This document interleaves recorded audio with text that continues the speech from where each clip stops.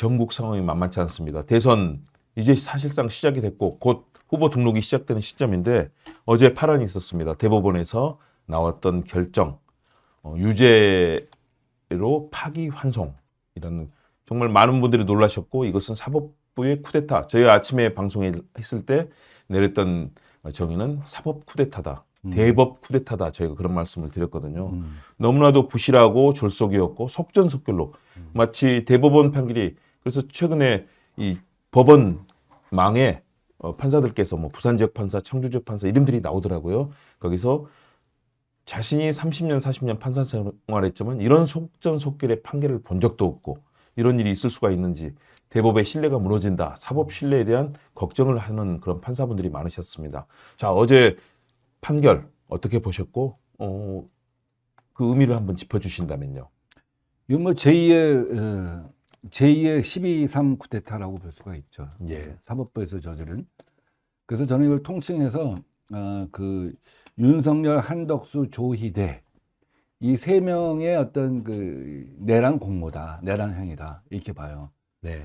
제가 지금 이 말씀을 드린 이유는 대법원의 판결 이후에 사람들이 이슈가 어떻게 하면은 이재명 후보의 후보 자격을 살리느냐, 그렇게 하기 위한 방법론을 지금 막 논의가 진행되고 있어요. 네. 그러니까 원래는 내란 종식이 이번 대선의 최고 프레임이었잖아요. 그렇죠. 근데 갑자기 후보 자격 살리기로 가요. 그렇죠. 완전히 지금 프레임이 바뀌어 있습니다. 후보 자격 없다와 후보 자격 있다로 가요. 예. 이렇게 갖고는 대선이 안 돼요. 이게 저들이 의도하고 음모한 바라 이거죠. 그래서 저는 그 묶어갖고 우선 사건 성격을 윤석열과 조희대와 한덕수가 공모한 내란이고, 이것을 갖다가 종식하는 것이 이번 선거의 우리 과제다. 이렇게 이제 좀 프레임을 갖다 짜는 게 굉장히 중요하다 하는 생각을 네. 해봅니다. 윤한초 사법 쿠데타, 그리고 이 관련해서는 프레임 자체가 내란 종식 그리고 민주주의 회복의 프레임에서 이제는 후보 자격 프레임으로 바뀌었다라는 게 아주 다가오는 정확한 분석인 것 그 같습니다. 윤한조라기보다 전 뭐 윤덕대, 네. 윤석열, 한덕수, 조희대, 윤덕대 윤떡대. 의난, 예, 윤덕대의 윤떡대. 내란을 진압하는 거. 예. 이렇게 해야지 이제 국민들이 볼 때 이게 분리된 사안이고 사법부가 독립되어 있는 거고, 이렇게 오해를 안 한다는 거죠. 그리고 한덕수도 대법원 판결 3시에 하고 4시에 이제 한덕수가 출마 선언. 바로 출마 선언을 했죠. 그건 거의 컨벤션 이펙트예요. 컨벤션을 준 거예요, 한 번에. 그렇죠. 전당대회를. 이런 같이 한 거라고 보는 거예요. 네. 그렇게 되면은 윤떡대의 난을 갖다가 내란을 갖다 진압하는 거, 한 몸통이었다. 이렇게 네. 규정하고 가는 것이 대선의 성격을 갖다가 올바로 규정하는 것이다, 이렇게 보는 거죠. 네. 조선 희대의 난, 어제 그런 얘기들이 많았었는데 윤떡대의 난으로 저희가 하는 별칭을 하면 될 것 같습니다. 정말 놀라웠습니다.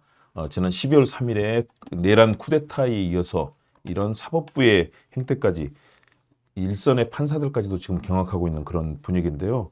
어제 관련해서 많은 분들이 이제 판결문 전체를 보신 분들이 얘기를 하고 있어요.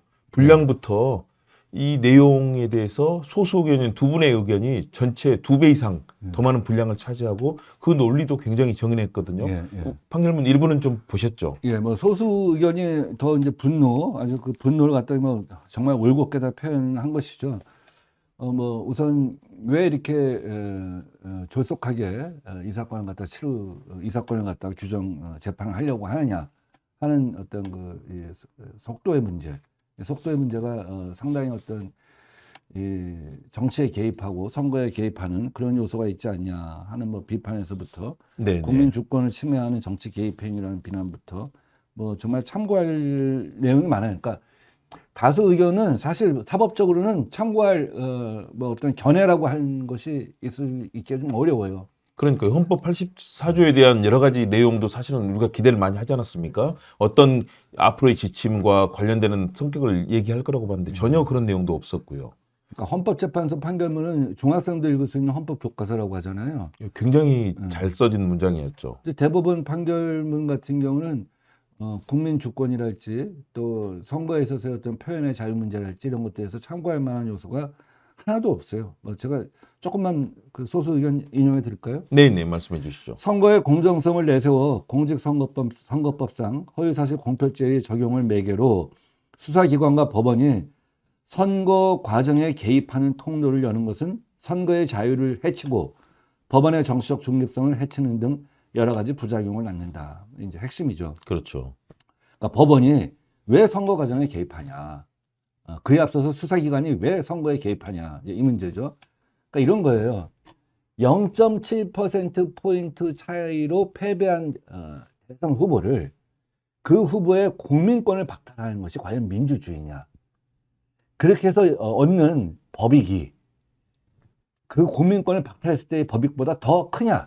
말이 안 되는 거죠. 그렇죠. 그러니까 가령 김대중 대통령 같은 경우는 평생을 정치보복을 안 했거든요. 노무현 대통령은 정치자금 수사할 때 이해창까지는 건드리지 않았어요. 그렇죠. 상대 후보에 대해서 네. 전혀 그런 조치가 없었죠. 그런데 선거 과정에서 표현의 자유로 인해서 어떤 생길 수 있는 다양한 어떤 논란거리를 그것도 0.7% 차이로 패배한 후보의 국민권을 박탈하는 것이 과연 민주주의냐라고 할 때 우선 수사기관 자체가 우선 잘못한 거예요. 그렇죠. 이걸 짚은 거죠 우선. 그렇죠. 수사가 왜 이거한테 개입하냐. 이제 사실 여기서 뭐 윤석열이 개입했다 이렇게 말할 수는 없죠. 대법원의 소수 의견은. 그렇지만 이거 뭐 뻔한 거 아니겠습니까? 윤석열의 의지가 있지 않으면 있을 수가 없는 것이죠. 그렇죠. 그동안의 수많은 발언과 행태를 본다면 뭐 그건 바로 직결되는 것이니까요. 그렇죠. 왜 뭐 영수회담 하라고 하면 내가 왜 범죄자랑 만나냐. 맞습니다. 자기가 범죄자로 만들어 놓고. 검찰에 이미 사실상 지시를 한 거나 마찬가지인 거죠. 그렇죠. 네. 그래서 그 다음에 법원이 이걸 왜 하느냐. 개입한 것 자체가 잘못이고 특히 정치적 중립성을 유지해야 할 법원이 이것을 하는 것은 굉장히 잘못된 것이다라고 소수 의견에서 얘기를 한 것이죠. 이게 오히려 민주주의 교과서죠. 다수표 그렇죠. 의견은 아무 의미도 없어요. 민주주의 헌법 질서에서 선거 과정에 거짓 정보를 과릴 권한은 스스로 정보를 분석 판단할 수 있는 유권자의 선택에 최대한 맡기는 것이 바람직하다. 뭐 당연한 명제 아니겠습니까? 이런 명제에 대해서 저는 뭐 다수파가 어떠한 변명도 할 수는 없을 것 같아요. 이건 유권자가 최종적으로는 사실은 뭐 이게 중요 범죄 있잖아요. 선거법도 중요 범죄들이 있습니다. 아시죠? 뭐 가령 뭐 매수, 그렇죠. 이해 유도, 뭐 향 제공 이런 건 정말 중제공부터 중대 범죄에 해당되는 거죠. 그리고 그런 실형을 때리잖아요. 그렇죠. 그다음에 허위 사실도 타인을 낙선시킬 목적의 허위 사실. 맞습니다. 예. 이런 거는 뭐 실형이 나와요. 근데 지금 현재는 이제 그 당선될 목적의 허위 사실 유포라고 하는 거 아닙니까? 자기가 이제 자기 방어를 하다 생긴 그런 방송 것인데, 토론이라든가 뭐 네. 국감장에서 발언들. 근데 그런 것을 네. 과연 심판의 대상을 삼느냐? 이건 이제 분명히 잘못된 것이다. 아예. 어떻게 보면 헌법재판소 같으면 이런 얘기를 했으면 이거는 사실은 위헌 심판한 거랑 그렇죠. 똑같은 것이죠. 조금 이제 마저 읽어드릴게요. 뭐, 네, 말씀하신 것처럼 우리 헌법에는 모든 주권은 국민으로부터 나온다. 그렇기 때문에 국민인 유권자가 선거를 통해서 선출한 그 과정이 가장 중요한 과정이고요. 선출되지 않은 공직자, 법관이라든가 이런 분들이 대한민국의 지도자를 뽑는 선거 과정에 개입한다는 것은 삼권 분립 그리고 헌법에도 분명하게 위배된다고 저도 정치학을 가르치는 이 교수로서 맞죠. 항상 강조했던 부분이거든요. 그 유권자의 선택에 최대한 맡기는 것이 바람직하다. 정치적 중립 의무를 부담하는 법원이 정치적 혼재 영역에 개입해 발언의 허위성을 가리는 역할을 맡게 되는 것은 그 자체로 부작용이다. 앞으로 이제 법원이 이런 걸 다 가려주기 시작하게 되면 뭐 그 유권자가 왜 선거를 해요? 자기들이 선거하는 것이죠. 아니 입법부가 왜 있고 사법부가 모든 곳에 군림하는 것 아닙니까? 그렇죠. 그것도 헌재 위에 대법원이 지금 사실상 군림하는 그런 모습이 돼버렸습니다. 그 정치적 혼재 영역에 개입해서 일일이 다 할 수가 없다는 것이죠. 정치적 발언에 대한 법원의 법적 평가는 이를 수긍하는 국민들과 그렇지 않은 국민들 사이에 새로운 갈등과 분란을 촉발할 수 있다. 지금 이 여러분들 다수파의 판결이 엄청난 국민적 혼란을 갖다가 갈등을 갖다가 분란을 야기하고 있다는 거예요. 정말 그 사람들 향해서 당신들 양심이 있냐 뭐 이런 질문을 한 것이죠. 맞습니다. 그래서 우리가 조이대의 난이라고 많은 분들이 지금 부르고 있습니다. 좋은 표현이 하나 있는데 그것도 한번 읽어드릴까요? 이건 네, 소스퍼 의견하고 읽어주시죠. 관계없는데 네, 정치적 거짓말은 분명 존재한다는 거예요. 정치하다 보면 100% 진실만을 얘기할 수는 없다는 거예요. 제가 이거 읽어보면서 정말 잘못했구나. 저는 왜 진실만을 얘기하려고 했지. 그러니까 진실만을 얘기하는 네. 정치는 없다는 거예요. 그렇죠. 어차피 글래디에이터의 세계예요. 이 세계에서는. 네, 네. 노무현 대통령도 그런 얘기를 갖다 한 적이 한 번 있어요. 정치라고 하는 것은 필연적으로 벽을 갖다가 무너뜨리려고 하는 과정인데 자기가 그 과정에 있다가 보니까 참 그걸 갖다 견뎌내기 좀 힘들었다. 그래서 결과적으로는 내가 이런 거짓하고 싸울 수 있는 더 많은 시민을 키워내는 것이 그런 나쁜 글래디에이터를 갖다가 작별하는 길이다 뭐 이런 얘기를 한 적이 있는데 그러니까 정치를 하다 보면 100% 진실만 얘기할 수 없고 또 하얀 거짓말도 때로는 필요하고 때로는 자기 방어도 필요하고 뭐 그런 것이 정치의 세계이죠. 근데 법원이 정치적 표현을 처벌할 수 있다는 이 전례를 만들었다는 점에서 굉장히 문제가 있는 거고 이는 표현의 자유를 사법부가 해석하고 관리하며 제한할 수 있다는 위험한 메시지이다. 예, 김태형 선생이 하신 말씀이에요. 이것이야말로 사법 쿠데타의 전형적 징후이다. 총과 탱크가 없는 대신 판결문과 법리를 통해 정권의 방향을 칠 수 있다는 자신감. 그 은밀함이야말로 무섭다. 네. 정말 두려운 거죠. 대한민국의 민주 헌정 질서 자체가 파괴되는 상황이니까요. 그러니까 사람들이 12월 3일은 군인이 총칼을 갖고 들어오니까 저게 쿠데타라고 생각해요. 근데 법원은 쿠데타 없이 판결문 나가니까 이게 쿠데타인가 아닌가 하는데 그 은밀함이 정말 무섭고 이것이 더 큰 해악이다. 뭐 이런 얘기인 겁니다. 맞습니다.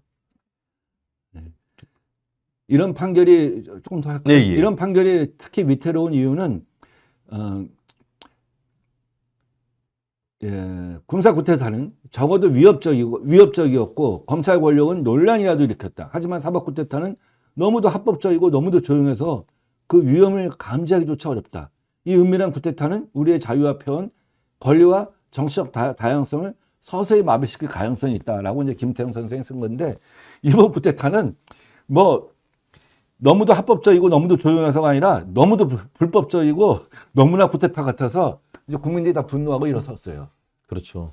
그리고 사법 기득권의 카르텔들이 기존의 우리 사회 영역의 카르텔들과 함께 결합돼서 나타난 모습들.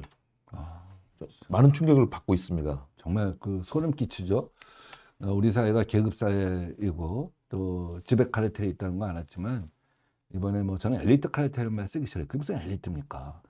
엘리트는 그저 사회적으로 복무해야 할 자기 그 책임감을 갖고 살아야 되는 거 아니겠어요? 근데 이번 사건을 보면서 12.3 계엄 사건을 보면서 윤석열이라고 하는 괴물이 어떻게 탄생했는가 하는 것도 충격적이지만 이 괴물이 하나가 아니더라는 거죠. 그렇죠. 입법, 사법, 행정 곳곳에 이 괴물들이 다 있는 거예요. 최상목, 뭐 그렇죠. 등등 내각엔 내각대로 조이대, 뭐 군에는 군대로 이준우 뭐 이런 수방사령관, 뭐 곳곳에 검찰은 검찰대로.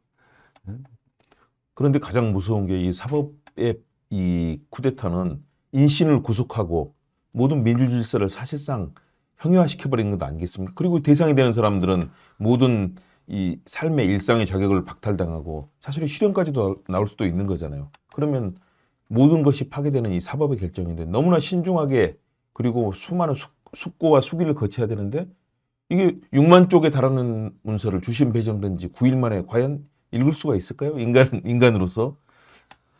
그게 이제 지금 말씀하신 것처럼 다른 거와 다르게 뭐 입법부는 뭐 최종적인 게 아니잖아요. 그렇죠. 또 법 개정하고 가면 되는데 사법부 대법원의 판결은 최종적인 거예요. 그렇죠. 최종적으로 모든 걸 규정해 버리는 거예요. 근데 그렇기 때문에 그 최종적인 규정이라고 하는 건 개개의 사건에 대해서 최종적인 규정을 갖다 엄밀하게 할 때만 그 사법부의 권한이 인정받을 수 있는데 이처럼 국민 전체의 권한을 사법부가 최종적으로 권한을 갖다 행사해서 제한하는 거 이건 정말 나쁜 일이고 그런 과정에서 그 8만 쪽에 달하는 그 6만 쪽. 6만 쪽, 8만 쪽에 달하는 자료를 갖다가 뭐 날림이죠, 날림. 그렇죠. 날림을 읽었다고 봐야죠. 뭐 이미 결론을 정해놓고 그들끼리 잔치를 한 거죠.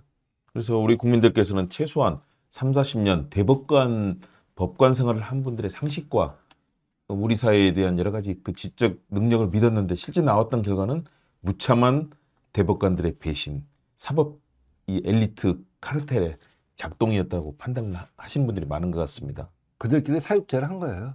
그러니까 그렇죠. 12월 3일 윤석열의 계엄이 실패로 돌아간 다음에 우리나라 지배 엘리트들이 야 이렇게 되면 안 되지. 우리나라 극우 보수가 이렇게 무너지면 안 되지. 그래서 직위원회 난이 생기고 심우정회 난이 생기고 최종적으로는 법관들 10명이 모여서 사육제를 하고 사슴피를 마시는 거예요. 즐기는 거예요. 이재명 후보라고 하는 사람을 갖다가 사냥을 하고 자기들이 이겼다고 승리했다고 믿고 있는 거죠. 그렇지만 국민들이 일어서서 이걸 갖다가 다시 바로 세울 거다. 이렇게 네. 생각해요. 며칠 전에 고검장 출신의 양분남 의원이 와서 이제 저희 인터뷰를 했습니다. 그때 이재명 후보가 정말 도륙당했다. 사법부와 또 권력에 의해서 도륙당했는데 마지막 그러나 대법관들은 최소한 상식에 근거한 결정을 할 것이다라고 그때 예측을 했었거든요. 그런데 모든 분들이 야 너무나 나이브한 생각이었다. 그들은 강고하게 단결해서 민주주의를 파괴하고 압살하는데 앞장선 거 아니냐. 지금 많은 분들이 너무 나이브했다고 지금 다들 가슴을 치시는 것 같고 저도 마찬가지로 그런 생각을 합니다. 그렇죠. 그 노무현 대통령이 이제 검찰에 소환됐을 때 그 대검 중수부에서 이제 소환되는 노무현 대통령을 보면서 그들이 웃음을 머금었잖아요. 그렇죠. 그 어떤 사람이 이렇게 표현하더라고요. 사냥터에서 사냥감을 발견하고 그것은 뭐 법률이고 무슨 검찰권 행사가 아니다. 그건 사냥이다. 그냥 사냥을 하는 행위이고 거기서 그들은 먹잇감이 온 걸 보고 그 야만적인 웃음을 갖다 흘린 거다. 이렇게 얘기했는데 이번도 마찬가지인 것 같아요. 12명 중에 10명이 무슨 뭐 법리심사를 갖다 한 것이 아니라 결론을 모아놓고 이재명이라고 하는 사냥감을 갖다가 쏴서 자기들이 사육제를 갖다 한 거다. 이렇게 보는 거죠. 그러니까요. 그동안에 검찰공화국이라고 해서 검사들의 그런 모습들을 봤는데 이제는 최후의 보루라고 하는 사법부의 여러 단계 1심, 2심이 아닌 대법관들까지도 그런 도륙의 잔치에 자신들의 축제처럼 즐겼다는 이 상황에 대한민국 민주주의가 위기에 놓여 있다. 이걸 돌파하지 않으면 민주주의는 회복하기 어려울 것이다. 이런 걱정이 듭니다. 그래서 이번에 뭐 이제 모든 게 다 드러났잖아요. 그렇죠. 지배 엘리트들의 어떤 면모, 행태, 그다음에 그들의 카르텔, 그들이 독점적으로 행사해온 권력 제도의 문제 이게 다 드러났잖아요. 그래서 검찰은 검찰대로, 군은 군대로, 대법원과 법원, 법관은 법관대로 이제는 오히려 거꾸로 국민들이 이제 그들을 갖다가 이제 개혁할 시기가 왔다. 새 정부 출범과 함께 이렇게 보는 거죠. 그렇죠. 검찰개혁, 사법개혁의 필요성이 더욱더 커지고 있는 것 같습니다. 그런데 이제 일단은 고법으로 넘어갔는데 바로 소환장을 보냈습니다. 그리고 5월 15일 첫 기일을 잡았습니다. 이렇게 고법까지도 지금 빠른 속도로 진행되고 있거든요. 대법도 전례가 없었는데 이 부분 어떻게 전망하시고 어떻게 보십니까? 애초에 조희대가 대법원에서 고법이 이제 무죄를 선고한 날 원래 서류 송달에 10달이라는 기간이 주어져 있어요. 그렇죠. 근데 그날 바로 가져갔거든요. 그렇죠. 바로 가져갔죠. 네. 그때부터 좀 조짐이 이상했던 거죠. 그렇게까지 과연 해야 되겠느냐. 근데 지금 똑같은 절차를 밟고 있는 거예요. 역으로도. 바로 이제 당일 송부하고 날짜를 갖다 바로 잡았죠. 5월 15일이죠. 15일이죠. 5월 15일에서 이제 일주일 더 주면 5월 22일인 거죠. 그러니까 5월 22일까지는 최대 조금 더 늦춰봤자 한 5월 말. 그래서 대선 전에는 고등법원 판결은 확실하다. 그럼 고등법원은 양형을 어느 정도 뗄 거냐, 유죄 무죄 중에. 이게 문제 아니겠습니까? 그렇죠. 100만 원 이상을 갖다 할 거냐, 100만 원 이하를 할 거냐. 근데 대법원이 실제로는 1심 판결과 똑같은 이치로, 똑같은 내용과 똑같은 논리로 판결을 했어요. 그 얘기는 뭐냐면 1심 판결과 준하는 형량을 갖다가 때려라 하는 사실상의 이제 가이드라인. 그렇죠. 가이드라인이 되는 거죠. 그 대법원 또 양형기준표라고 하는 것이 있어갖고 제가 볼 때 항소심 판사가 100만 원 이하를 결정하기는 굉장히 어려울 거다. 근데 만약에 항소심 판사가 정말 양심적인 판사여서 대법원 엿먹으라 하고 한 80만 원을 때리면 또 얼마나 놀라운 반전이에요. 그렇죠. 엄청난 드라마긴 한데 그런 가능성은 사실은 쉽지 않지 않습니까? 그동안의 대법원의 결정에 대해서 항소심에서 그렇게 이 결정 내리는 경우는 사실 쉽게 보기 어려웠습니다. 저도 아마 그건 어려울 거라고 보는데 이번 12월 3일 날부터 지금 이 4월 4일까지 123일, 또 4월 3일부터 4월 30일까지 26일간 보면 반전의 반전, 이건 반복되잖아요. 그렇죠. 뭐 우리가 프랑스 혁명, 러시아 혁명 뭐 이런 때 보면 수없이 많은 반전의 반전이 있잖아요. 혁명, 반동, 다시 혁명, 다시 재반동 뭐 이런 게 있잖아요. 그렇게 짧은 시간은 아니지만 뭐 4, 5년, 어떤 거는 한 프랑스 같은 경우는 이제 몇십 년에 걸쳐서 일어나잖아요. 그렇죠. 우리나라 4.19처럼 뭐 되게 단순하지가 않아요. 그렇죠. 공화정이 됐다 다시 황제가 등장하기도 있고 뭐 정말 엄청난 반전이 있었죠. 그래서 이번도 너무나 이 반전이 많아갖고 제가 볼 때 아니 만약에 항소심 판사가 80만 원을 때리면 자기 무죄를 때릴 권한은 없으니까 그럼 완전히 뭐 대한민국 영웅 반열에 오르지 않을까 해서 우리가 이제 보면 뭐 꼭 기대를 하는 건 아니지만 항소심 판사한테 러브레터도 한번 써보세요. 기대한다. 그거 안 되면 뭐 그렇죠. 지금은 모든 수단을 다해서 안 되면 질타하면 민주주의 되죠. 지켜야 되는 거죠. 왜냐하면 대법원은 기대할 수가 없어. 대법원 자기 판결한 거이고 이 사람들 작심한 거니까. 그렇죠. 근데 항소심에서 일단 막아야 되잖아요. 근데 항소심에서 이제 이 사람을 막는 방법이 여러 가지 있을 수 있는데 뭐 재판을 갖다 하는 걸 막을 방법은 없지만 이 사람이 이제 마음을 회심을 하게 하는 거 이제 그게 하나 있을 수 있고 또 어떤 사람들은 항소심 판사를 탄핵하면 되지 않냐 하는 얘기도 있는데 그건 좀 어렵겠죠. 제가 보기로는 항소심 판사를 하는 건 어려울 것 같고 그런데 대법관들은 탄핵 당해야 되는 것 아닙니까? 이렇게 부실하고 졸속이고 대한민국의 이 사법 질서와 민주정 자체를 파괴하는 이 결정을 내렸는데 이분들에 대해서 대법관들에 대한 저는 탄핵이 필요하다라고 생각이 듭니다. 지금 왜냐하면 이미 전쟁이 돼버리지 않았습니까? 항소심 판사는 탄핵해봤자 실익이 없어요. 탄핵을 하기에는 아직 무슨 위법한 사항이 드러나지 않고. 그렇죠. 그 바로 옆에 재판부로 배당하면 되는 거니까 뭐 그거는 날짜를 지연시키는 효과도 없고. 그래서 이제 항소심 판사가 12월 3일 날, 5월 한 22일, 23일 일주일 후면은 5월 15일부터 네네. 판결하면 이제 그 상고장 쓰는 7일은 무조건 보장하게 돼 있잖아요. 그렇죠. 선고장 7일. 예, 상고 이유서 20일, 그럼 27일인데 일각에서는 그 20일은 아마 조의대가 허용 안 할 수도 있다. 그럴 가능성이 저는 충분하다고 예, 봅니다. 그러니까 7일은 보장되잖아요. 그렇죠. 7일은 무조건 해야 그럼 되는 6월 거죠. 2일이에요. 네. 6월 1일이네. 만약에 예. 5월 15일 날 하고 22일 날 판결이 난다면 5월 29일이네요. 그런데 22일 꼭 일주일을 한다는 보장은 없습니다. 그걸 당길 수도 있습니다. 그거는 이제 무리죠. 무리인데 지금까지 모든 게 무리수로 만약에 흘러왔거든요. 그러면 상고장 뻔한 거니까 너 상고할 거 아니야. 근데 상고장을 자기 사인을 할 수는 없잖아요. 그렇죠. 하루 줄게, 이틀 줄게 이럴 수는 있겠죠. 그 이틀 주겠다고 하는 거는 이제 6월 3일 선거 전에 선거권을 갖다가 피선거권을 없애겠다는 거잖아요. 그렇죠. 그러면 그렇게 나오면 이제 대법관 탄핵을 하는 수밖에 없죠. 그리고 그럴 가능성이 저는 상당히 지금까지의 행보로 봤을 때 그 과정으로 봤을 때 그럴 가능성이 있기 때문에 대법관 탄핵이 준비돼서 반드시 실행돼야 된다라고 판단이 드는데 그 정도 상황이 되면 이걸 이제 총칼만 안 들었지 사실상 쿠데타잖아요. 그렇죠. 사법 쿠데타죠. 네.